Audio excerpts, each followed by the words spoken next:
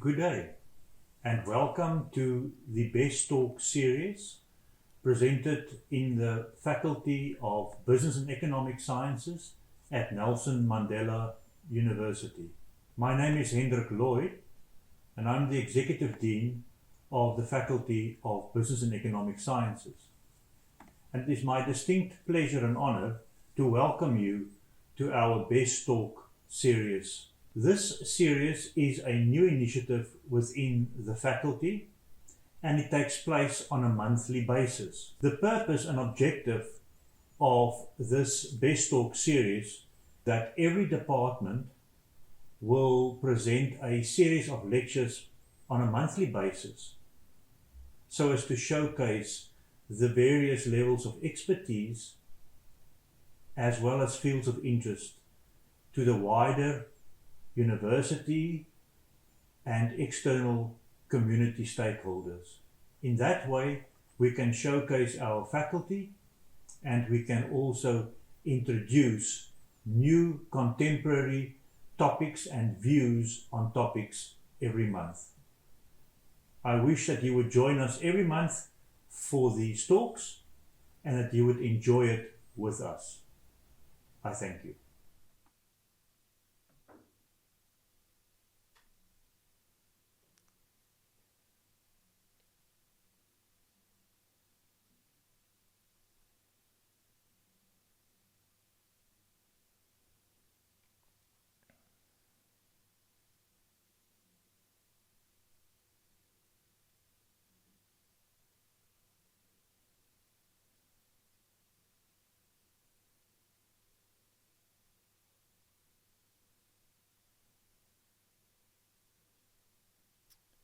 Good day, ladies and gentlemen, and welcome to another episode of the Best Talk hosted by the Faculty of Business and Economic Sciences. My name is Dr. Storm Watson, and I'll be presenting on behalf of myself and, in her absence, Professor Mimi Struvich. We are both from the School of Management Sciences, specifically the Department of Business Management, and we're very excited to host today's segment of the Best Talks with our topic titled Business Reimagined with Artificial Intelligence. And in today's talk, we're going to be specifically looking at how everyday businesses can leverage artificial intelligence to optimize their business and to make the best thereof. Because everyday business owners, we don't all have the necessary capabilities and skills to utilize additional employees, so we can use artificial intelligence in our benefit as a result of that. So if we look as a little bit of a background as to why this talk is so important, we know that AI and artificial intelligence is transforming businesses every day. It's automating tasks, it's improving decision making, it's enhancing customer experience, and it's creating new products and services. And as a result, companies across various industries are using AI to increase its efficiency, to reduce costs, and to ultimately gain a competitive advantage.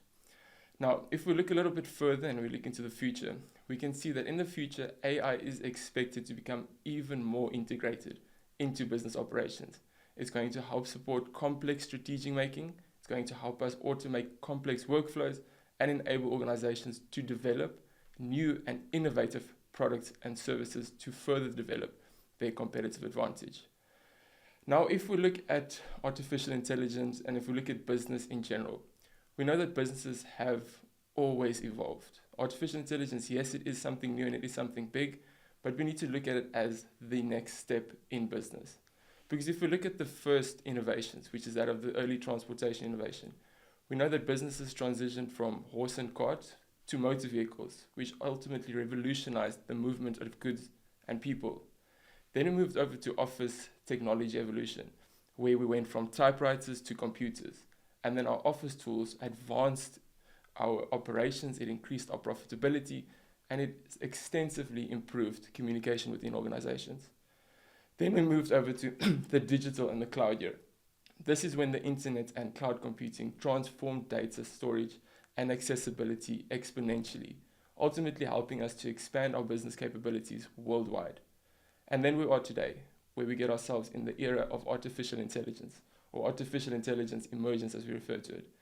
So AI represents the latest step in the business evolution. This is driving innovation and it's enhancing efficiency across various industries. So, what AI really is, and to demystify the AI, and not looking at it from a computer sciences perspective, but looking at it more from a business perspective, what is artificial intelligence actually? Artificial intelligence, we can see it as a bit from a business perspective as a digital assistant, as an additional employee in your organization. So, AI can efficiently assist with writing, summarizing, analyzing, explaining, and brainstorming your tasks. But we also need to take into account that human oversight is ultimately needed when it comes to artificial intelligence in business. Because despite the productivity that we have with artificial intelligence, human judgment and verification remains a crucial point to making sure that we utilize artificial intelligence appropriately as well as ethically. Now, many SME owners that might be watching this Best Talk today might find yourself in a similar situation as many other SME owners that are represented in the country. So you are one person, one individual, but you occupy many positions within your organization. There are multiple roles that an owner needs to play within its organization. So many SME owners often juggle various roles. You are the marketing manager, you are the financial manager, the human resource manager. You need to make sure that customer service is maintained, and you need to ultimately keep the business going, as well as doing the core business of your organization, regardless of what that is. Now, this ultimately leads to a capacity constraint, which results in a growth constraint. So your limited capacity as the owner to manage all of these diverse functions is one of the big reasons why business growth is restricted in SMEs in South Africa, and it negatively affects the long-term sustainability of organizations. Because as an owner, you can only do so much with the limited time, the limited skills, and the limited resources that you have available to you. Now, what if I came to you and I said, okay, imagine I give you an additional employee tomorrow. What is the first task that you would assign this employee? Now, the answer to that ultimately is going to be, it depends. It depends where do you need them, it depends what skills you need in the organization, and it depends on the organization itself. So you might be able to get an additional employee tomorrow, but the first task you would assign them depends on your specific organization and the specific needs that you have for your organization. So if we look at it from a bit more of a practical space. So let's look at Grace as an example. Grace is a typical SME owner in South Africa, and you can replace Grace's name with your own name if you are an SME owner, looking at how you can utilize artificial intelligence to optimize your own organization. Now, Grace is a representative of a typical business owner in South Africa, SME specifically. Now, she is a manager in this organization. She's as well as the owner, and she manages a group of 6 individuals. So as a result of that, she needs to occupy a variety of functions in the organization. She needs to make sure that the team is represented well and that she manages the team appropriately.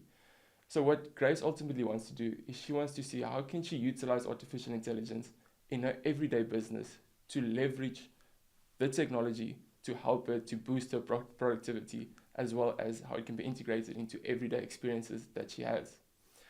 Now, if we look at a few practical examples, and examples that many SME owners struggle with, the first of those is that of emails. Now, we might think, okay, emails might not be that significant, but managing your emails and suffering from email overload is a significant challenge that a lot of SME owners face. So ultimately, you can wake up in the morning, you can look at your inbox, and you can see you've got 500-600 emails that you've not yet responded to. So what the artificial intelligence can do is it can integrate into your email software, and it can help you summarize your emails. It can help you summarize a long email chain from a consumer or from a customer, and it allows you to understand key points without having to read every single sentence. And it can then ultimately help you develop action items and create reminders as well as a to-do list. And then in addition to that, it can help you actually draft appropriate responses to the emails that you've received. You can draft professional email responses in seconds, saving you valuable time, and not just saving you time, but it can also improve the quality of the writing. It can ensure that your emails are clear, that they're professional, and ultimately that they are error-free.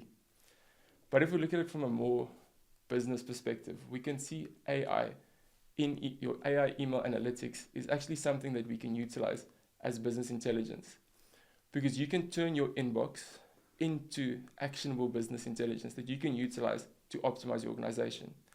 So the AI can analyze thousands of emails that you receive to identify trends, to identify recurring issues, and also to spot opportunities that would almost be impossible for you to detect manually. So if we look at a few practical examples, if you have all these unread emails, even the red emails that you have in your inbox. You can ask AI to identify the most common complaints that you've received over the past 6 months or year. Then the AI, for example, can scour through the emails and it can identify, for you specifically, 42% of your customer complaints this quarter relate specifically to delayed deliveries. Or you can say, find the question customers often ask, or the questions that customers ask most often. Then, scouring through emails and using the analytics, it can then provide you and you can say, okay, over 80 customers have asked whether you offer online payment options. Just from that, you can identify then, do you offer online payments? If so, then obviously your marketing is not appropriate. And if not, isn't that something you should potentially consider doing? Then also what we can do is we can then use it to follow up with consumers. We can then ask it to find customers who've been contacted recently but have not responded to their quotations. So then it would respond and would say, okay, 5 customers have requested quotes 3 times this year, but that was never followed up. So as a result, we can then turn our inboxes into business intelligence that we can ultimately use to help us make strategic decisions going forward. In addition to looking at your emails and to developing business intelligence from your emails specifically, we can also use it from a marketing perspective. Now, marketing applications include things like content creation, where you can use it to generate social media posts, newsletters, write appropriate captions for the social media posts that you're going to use, and it's ultimately going to save you a lot of time and effort. We can use it to set up advertising campaigns and improve our market visibility. Now, if we look at it from a practical example again, a lot of times we would have to, when we want to create an advert, we would need to contact a graphic designer, we would need to contact an organization to do that specifically for us. Again, all of these things cost time and money. So as a result, we can use the artificial intelligence to help us generate images for promotional posters. So we can create professional marketing images, we can design promotional posters, we can produce product mockups, or we can ultimately generate images for our social media campaigns. So if we look at an example prompt that you can utilize for your own organization today, is if, for example, you have a coffee shop, you can use this prompt to state that create a modern promotional image for a South African coffee shop advertising a buy one, get one free this Saturday. And then within seconds, the artificial intelligence can then create a poster for you. And again, this is a decent poster that it can create for you, which 6 months ago would have taken you hours, maybe even days to create. So we can utilize it to help us optimize our time better and then to ultimately help us produce appropriate marketing material for the organization. What we can also use it for is to ultimately optimize our customer service support. Now, when it comes to customer service support, we need to make sure that we maintain the relationships we have with our consumers, because ultimately without our consumers, our organizations will cease to exist. So what it can do for us, it can help us to make sure that we appropriately respond to our consumer queries, whether that be a consumer complaint, a consumer question, or a complaint on some form of social media platform, Hello Pizza, a Facebook notification. We can then ultimately utilize that to help us draft appropriate and professional responses.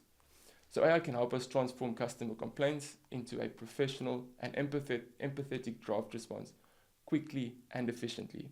However, it should be noted that it still remains the owner's responsibility to make sure that they review and finalize any communications that go out to consumers, and ultimately making sure that they maintain those relationships they have with their consumers. So again, if we look at it from a practical perspective and looking at it from a live demonstration, we can, for example, see if we receive an email from our clients stating that my order is still not arrived. And the client can say, hi, I've ordered my laptop over a week ago, still hasn't arrived, your website said delivery takes 3 to 5 days, and I haven't received any updates. I need it urgently for work, please let me know what's happening. So generally before AI, our response would be quite straightforward, it would just be, hi, we've already sent it. Delays happen sometimes and it's not really our fault. You just have to wait until the courier delivers it. So again, it's a very straightforward response, not a very professional, empathetic response. As a result, after artificial intelligence, we can refine those emails and we can refine those responses to be more professional and to be more appropriate to the actual needs that the client has communicated to you. So you can then answer as follows. Dear customers, thank you for contacting us. You can go further as to say, I've checked your order. It appears that there's an unexpected delay with our courier partner. Thank you for your patience and understanding. We appreciate your business and are committed to resolving this matter promptly. Answers the question in a professional and empathetic way to make sure that that relationship that you have with your consumers remain intact and remain professional. What we can also do is we can utilize artificial intelligence to improve our operations for the organization. So we can use it for a variety of different aspects in terms of the operations, regardless of what industry you're in and regardless of what organization you are running. So we can use it for inventory control and optimizing your inventory. We can use it to evaluate various suppliers in terms of delivery, in terms of quality, in terms of price. And we can also use it to develop forecasting techniques, forecasting and workflow analysis to identify when is the most optimal time to have X amount of employees at the office. When are we most busy? When are we most quiet? When should we perform stock take? Whatever the situation is and whatever the context of your organization is, we can then utilize artificial intelligence to help us with this improvement in terms of our operations. So again, looking at a practical example for this, we can state that we now want to do a supply evaluation and we want to specifically identify which of our suppliers is most appropriate and most recommended in terms of certain characteristics. So what we can then do is we can create and develop a spreadsheet with all the information about our various suppliers. We can then import that into an artificial intelligence platform and ask it to evaluate it based off specific criteria. So the example that we utilize here, it says that we want to analyze our 3 suppliers that we have and we want you to recommend the most appropriate one, specifically based on price, delivery, reliability, as well as quality. You then provided with the information as to what is the price that supplier A, B, and C charges, what is their percentage of on-time delivery, and what is the quality of the products and services that they provide to you as an organization. Then the artificial intelligence would ultimately go through the information provided. It would then provide you with the recommendation. In this case, it said it should go with supplier A, and the reason for that is because it provides you with the best balance of cost, reliability, as well as quality. It's got the lowest risk, or it lowers the risk of late deliveries, and it ultimately is going to help the organization with better long-term value rather than simply just focusing on who is the cheapest supplier. Again, it's going to still be your own intuition and your own decision at the end of the day as the owner of the organization, but it's always good to utilize various analytics and data to back decisions that you're going to make for yourself. Then if we get more technical, we can utilize AI for other applications as well. We can utilize it for applications such as finance to help us with our budgeting, to help us automate our budgeting processes and optimize resource allocation and our spending plans. We can use it to optimize our cash flows. We can use it to identify potential trends in terms of our financing and to forecast if there are any shortfalls in the near future. And then we can also use it for financial report interpretation, as not everyone is a financial manager, not everyone is a cost accountant, and not everyone is a management accountant. So as a result, we want to make sense of the information that we have within our financial reports. So we can then utilize artificial intelligence to interpret complex financial reports, making the information more accessible for us as managers so that we can ultimately utilize that to make better informed strategic decisions for the organization going forward. Another application that we can use AI for is that of our human resources. Now, human resources, we can utilize it to improve our recruitment processes, to become more efficient in recruiting employees, because we can streamline our recruitment process by automating candidate screening as well as interview scheduling, where we can upload all the resumes of the various employees or potential employees that have applied to a position. We can ask the platform to then give us a short list of candidates that meet the specific criteria that we've set out, and then it would then provide us with a outline of those specific employees then that meet that specific criteria. We can use it to assist us with our onboarding and training, as well as drafting and setting up policy documents for the organization. Then the last aspect that I want to specifically make mention to, and a specific area that I've got a fond interest in, is that of using artificial intelligence for strategic thinking. Now, strategic thinking is when we utilize artificial intelligence to help us make better informed decisions for the organization from a strategic perspective. So we can use AI to help us develop what we refer to as a SWOT assessment, which helps us identify what are our strengths, our weaknesses, potential opportunities, and threats that the organization could face in the near future.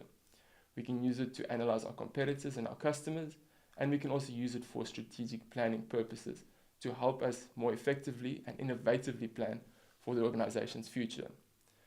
So if we look at it from a practical example, a SWOT assessment is a very useful strategic management tool that we utilize, which helps us to identify what is the organization's strengths, what are their weaknesses, what are the opportunities, and what are the threats that the organization is facing. So what we can do is we can provide the information about our organization to an artificial intelligence platform, and we can use a prompt such as follows, which says that act as an experienced strategic management consultant. I own a small roofing contracting business, or you can include whatever business you are in charge of. I own a small roofing contracting business based in the Eastern Cape, South Africa. We specialize in residential and commercial roofing, roof repairs, waterproofing, and roof maintenance. Conduct a SWOT analysis for my business. Then the artificial intelligence will take all of that information as well as other information you've provided it, and it will then create a detailed SWOT analysis for your specific organization, where it will highlight what is the strength that your organization has. Strengths such as experienced and skilled workers, quality workmanship, wide range of services. It can also provide you with an overview of your weaknesses, limited marketing and online presence. You've got a small team, dependence on supplier delivery and material availability. And it can also identify possible opportunities for your organization, growing demand for housing and commercial developments, growing infrastructure projects. And then very importantly, it can identify threats that could potentially negatively affect your organization. Things like such as an increase of competition from other roofing contractors, arising in the cost of roofing materials, weather conditions, and natural disasters. So what you can then do with this information is you can then develop strategies to make sure that you capitalize on the opportunities that you've identified, and that you can put measures in place to mitigate the impact of potential threats that could affect your organization, that you can also leverage on the strengths that you have, and then ultimately try and convert your weaknesses into strengths, because you now know exactly what your weaknesses are, so you can act upon them and you can do something about them. So utilizing AI from a strategic perspective is a very, very important aspect, because it gives you a holistic view of the organization. Where are you strong at? Where are you bad at? What are your opportunities that you can capitalize on? And what are the threats that you need to take note of and do something about it, so that you mitigate the impact that that can have on your organization. So ultimately, if we look at this holistically, we can see that we can use AI across a variety of business functions. We can look at it in terms of marketing, AI used in marketing to help us develop personalized campaigns, data-driven insights. We can use it for operations, optimizing operations to improve supply chain management, and also predictive maintenance. We can use it for finance, as well as human resources and customer service. So we can use it across various business. So linking back to the question that we asked at the start, if you got an employee tomorrow, an additional employee, what's the first task you would assign them? Well, again, the answer was that depends. That depends where do you specifically need someone in your organization. Do you need someone to assist you with your marketing? Do you need someone to assist you in optimizing your operations? Do you need someone to make sense of your finances and provide you with trends and predictions? Or do you need someone to help you in terms of human resources and customer service? Or do you need someone holistically to assist you with all of that? Ultimately, we can use artificial intelligence to assist us with that. Now, an important aspect, and it would be inappropriate of me to not mention it, is that although AI and artificial intelligence is very useful, it's very efficient, and it's very efficient tool for an organization, it doesn't always replace everything. And things that AI can't replace is it can't replace human leadership and ethics. Leadership and ethical decision making are unique human qualities, and AI can support that, however, it cannot replace that. Creativity and relationships, creativity and building meaningful relationships are core human strengths far beyond artificial intelligence reach. And then your judgment and accountability. Sound judgment and accountability remain vital human traits that AI tools can only assist with. So you ultimately need to make sure that you still make the final decision. You remain accountable to decisions that you make, regardless of what the output was that you received from artificial intelligence. So if we look at it from a golden rule perspective, what are the 3 golden rules that we need to follow? These golden rules include AI assists you in your decisions, but ultimately you decide what is the best course of action going forward for your organization. Provide good information to the platforms, because ultimately what you put in is what you get out when it comes to artificial intelligence. And then lastly, and most importantly, is to verify before you trust. Leveraging AI as a thinking partner to enhance decision making, not as a replacement for human judgment. And that then leaves us with our final thought. AI can enhance entrepreneurship significantly because it ultimately complements entrepreneurs rather than replace them, and it enhances their capabilities and decision making, and utilizing artificial intelligence appropriately and effectively can lead to competitive advantage, and if done appropriately it can lead to sustained competitive advantage. And as the old saying goes, AI might not necessarily replace your job, but someone using AI appropriately might. Thank you so much, and if you would like to reach out to either myself or Professor Mimi Struvik, you are welcome to do so via email, and you can get our email addresses and contact details on the slide available.